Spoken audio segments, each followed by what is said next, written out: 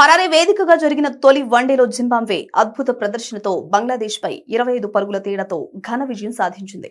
తక్కువ స్కోరు నమోదైన ఈ ఉత్కంఠభరిత పోరులో జింబాబ్వే టాస్ గెలిచి మొదట బ్యాటింగ్ ఎంచుకుంది. అయితే బంగ్లాదేశ్ స్పీడ్ స్టర్ నహీద్ రాణా సంచలన బౌలింగ్ తో విరుచుకుపడడంతో ఆతిథ్య జట్టు ఒక దశలో 70 పరుగులకే 8 వికెట్లు కోల్పోయి పీకల్లోతు కష్టాల్లో పడింది. ఈ క్రమంలో అరంగేట్రం చేసిన కెప్టెన్ రిచర్డ్ నగరవ న్యూమాన్ న్యాంహూరి 9వ వికెట్ కు రికార్డు స్థాయిలో 63 పరుగుల కీలక భాగస్వామ్యాన్ని నెలకొల్పి జట్టును ఆదుకున్నారు. వీరి పోరాటంతో జింబాబ్వే గౌరవప్రదమైన 141 పరుగులకు ఆలౌటైంది. బంగ్లాదేశ్ బౌలర్లలో టాస్కిన్ అహ్మద్ కూడా 2 వికెట్లు పడగొట్టాడు. స్వల్ప లక్ష్యంతో బరిలోకి దిగిన బంగ్లాదేశ్ కు జింబాబ్వే బౌలర్లు ఆరంభంలోనే గట్టి షాక్ ఇచ్చారు.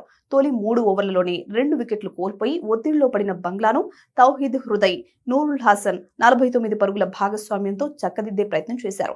అయితే 19వ ఓవర్లో నాహ్హురి ఈ జోడీని విడగొట్టడంతో బంగ్లాదేశ్ ఇన్నింగ్స్ నాటకీయంగా కుప్పకూలింది.